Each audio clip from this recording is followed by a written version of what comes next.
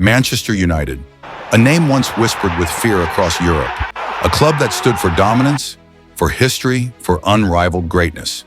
But here in 2025, under the leadership of Rúben Amorim, that legacy is a distant memory. This new era has been a blur of bold decisions, massive signings, and shocking departures.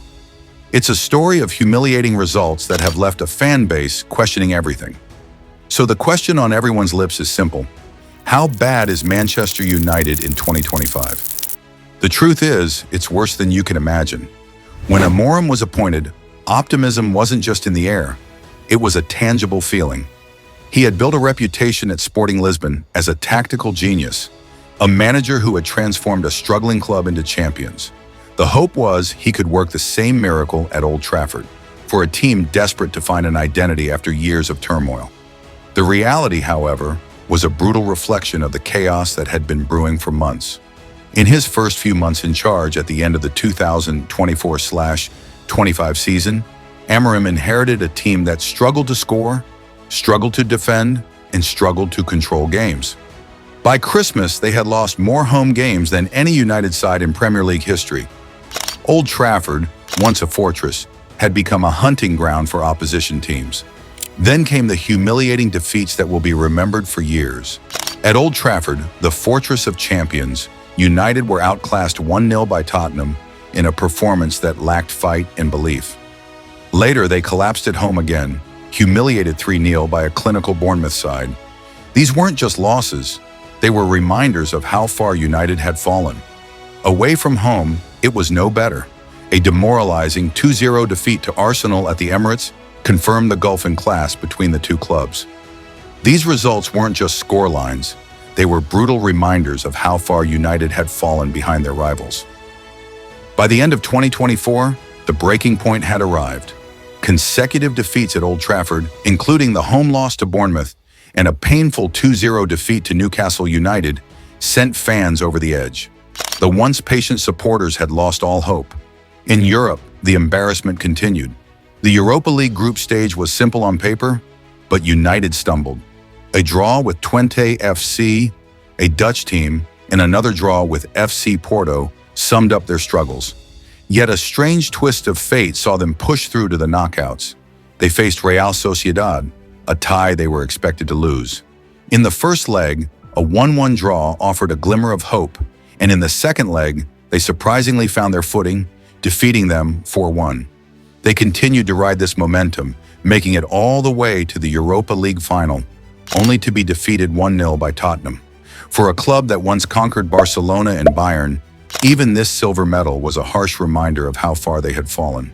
The fans, having endured a chaotic season, were left feeling hollow, watching their club look completely lost. The media was ruthless. Gary Neville called the recruitment chaotic. Roy Keane said the players lacked hunger. Journalists accused the Glazers of yet another poor managerial appointment. For every excuse Amorim gave, adaptation, injuries, transition, the response from the football world was simple. Manchester United should never be this bad. Inside the dressing room, cracks appeared. Rumors suggested Bruno Fernandes was unhappy being played deeper. Casemiro looked frustrated and tired. Even Mbeumo, still a teenager, was reportedly worn out from overuse. Amorim's rigid style, once praised in Portugal, now looked cold and distant in Manchester. The bond between coach and players was fading. Despite the on-field struggles, the board backed their new manager, trusting him to reshape the squad for the new 2025-26 season. Amorim identified weaknesses and moved aggressively in the transfer market. United spent big, but not always wisely. Victor Lindelof, a bedrock of the defense, was gone. In his place came a new center back, while Amorim also inherited a young Lenny Yoro, who was already at the club but had yet to make a major impact. On paper, it was an exciting prospect, but potential doesn't always equal results. The midfield was a tangled mess. Casemiro was slowing down, Mason Mount was struggling to find his feet, and Mbeumo, while promising, was still a raw talent. Bruno Fernandes remained the leader, but Amorim's rigid system often forced him deeper, suffocating his creativity and pulling him away from the final third where he thrived. The midfield lost its balance, and opponents exploited the gaps with ruthless ease. Up front, the changes were even more dramatic. Local hero Marcus Rashford was loaned, sold Alejandro Garnacho, one of United's brightest young stars. The unsettled Jadon Sancho departed, and Antony, the expensive Ajax flop, was also shown the door. The entire wing department had been dismantled.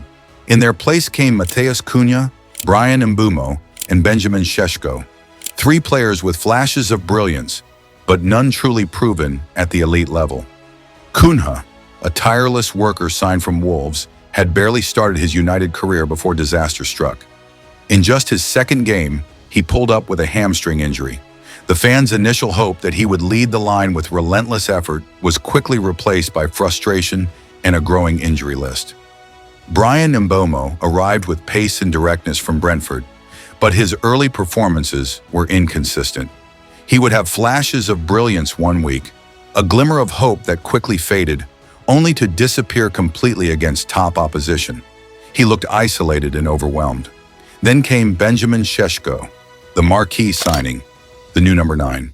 Tall, powerful, and compared to Erling Haaland, he was signed for over £70 million.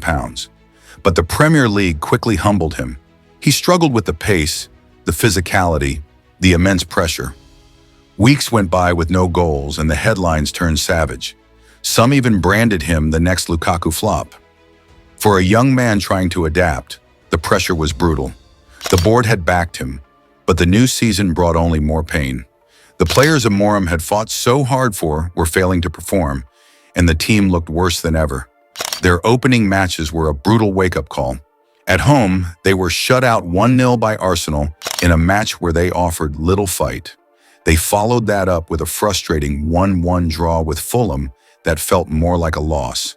But the worst was yet to come. In the derby against Manchester City, United were outclassed from start to finish, falling to a humiliating 3-0 defeat that exposed the immense gulf between the two clubs. The players looked lost, their confidence shattered.